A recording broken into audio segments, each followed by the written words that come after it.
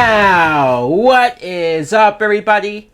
My name is Mike Brown, aka ReviewKingMB, and I'm here to do a spoiler review for Aquaman. And it's very interesting because I obviously gave my initial review, my thoughts and opinions, my rating on the film. I enjoyed it. And then I read some of the other reviews, and obviously you had people who loved it. And of course, you had people who did not like it. Some hated it. And should I really be surprised? It's another DC movie with another split opinion. And it's funny that it always seems to happen with DC movies. I'm not trying to say conspiracy. It's just, wow. Although the negative thoughts, the negative opinions, all of the bad stuff that people have said, I do understand. Some of it I even agree with. It just didn't affect me, I guess, as much as other people. First things first, let's talk about Nicole Kidman as Atlanta. She was a badass. I love seeing her at the beginning and her meeting Aquaman's father and the two of them falling in love. And then when the soldiers came into the lighthouse, and she has her badass fight scene where even the way it's shot with the camera spinning around of the living room, and she's just taking dudes out left and right, grabs her spear and just boom, boom, knocks people out. Like, come on. How do you not love that character after that? When they say that she died, she was fed to like the underwater creatures, I thought, really? We're going to kill that character off screen? And then I started to think, well, wait a minute. If we didn't see her die, I'm starting to have questions on whether or not she's really dead. I wasn't buying it. I said, she's got to pop back in somehow, some way. And then she does. So that was nice to see that she had survived and that she was living by herself in some isolated area of the ocean. So that was very cool. I liked almost everything about her character.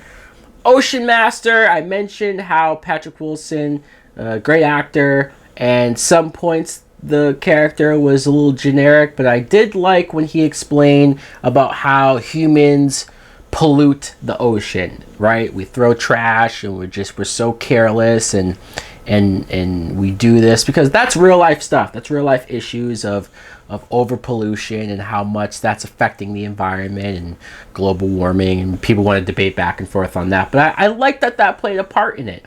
Maybe they could have hit that harder and fully developed how much that is affecting their people, because if he's right, if it really is a big issue, then you got to do something about it. You can't just have Aquaman become the king and say, all right, now about that pollution problem, because it's still a thing. And I also like how the moment where he told Arthur, Aquaman, that he resented him because he was born, because of what the mother did. That's why the mother was killed, at least he thought so.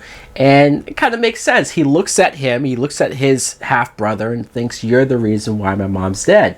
Again, moments like that made me go along with the character, or at least a little more than I could have. Black Manta, I read some reviews of people saying that they didn't care for Black Manta, didn't care for the actor, didn't care about his story, and didn't care for the scenes that he was in, which surprises me because he was my favorite part of the movie. I did like the actor. You could argue that his backstory of his father being killed indirectly by Aquaman, I say indirectly, but Aquaman, come on, kind of being a dick by he just saying, yeah, it sucks to be you, see you later.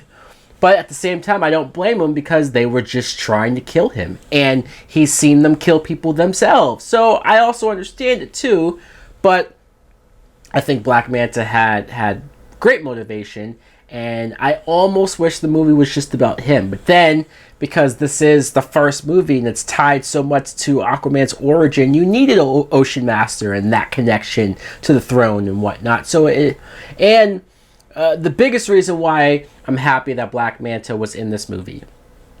I know the movie's very long. It is. It's 2.5 hours long. And I do agree that that's too long. That if this was 2 hours, it'd be perfect.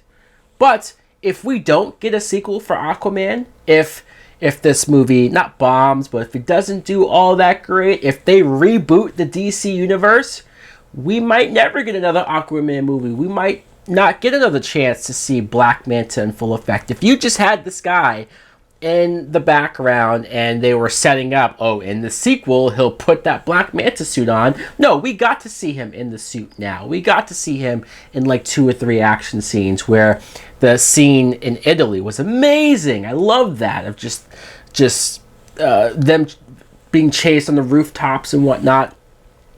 Good stuff. Mira was great. Amber Heard, I thought, showed a lot of strength and empowerment to her role. I admit that as much as I did like her, I don't know if I fully bought the chemistry between her and Aquaman.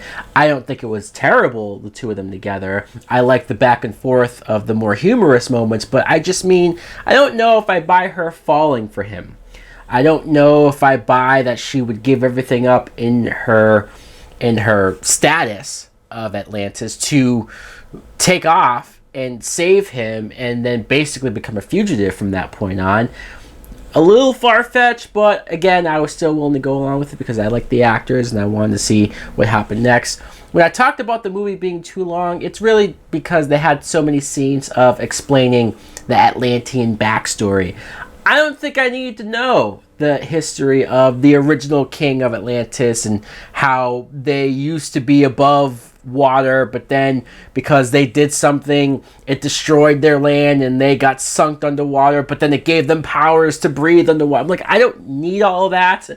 I really don't. You could just tell me that they're a race of people, not even humans. You don't have to say they're just something else that can live underwater. The explanation I could have done without. I did like the flashbacks and backstory of Nicole Kidman and that type of stuff, but not the history of the Atlanteans. The CGI, I thought, like 90% of it worked. There were some moments where it was a little wonky, or where some people's faces looked off, or the hair having to be constantly floating because it's underwater. It did look a little weird, but it's underwater. You were able to, at so many points, convince me that people were underwater talking to each other. You didn't have that dumb bubble that Zack Snyder had in Justice League for characters to talk underwater. Like, no, this was a world that I was willing to go along with, willing to be invested in, and I feel like the fact that they pulled that off, the city Atlantis looking as good as it did, that was good enough for me. Didn't need to be perfect. It was good enough to where I could enjoy it. And there was also maybe one too many big ocean war type battles, because by the time you got to the end and that huge Power Ranger creature that was underwater and Aquaman was riding him, I was getting fatigued. I was getting to the point where, wow, how many battles are we gonna go with here? Maybe we could have trimmed some stuff. I mean, who knows? If this movie was just 2 hours, I probably wouldn't have felt the length as much.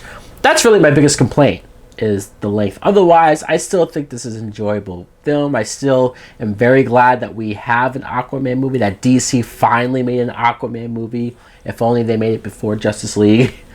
So guys, let me know in the comments below, what did you think of Aquaman? Spoiler time here. Did you like it? Did you love it? If you did like it, what's your favorite part? If you did not like it, what do you dislike the most about the film? What would you have changed? Do you want to see an Aquaman 2? Like, comment, subscribe. Later!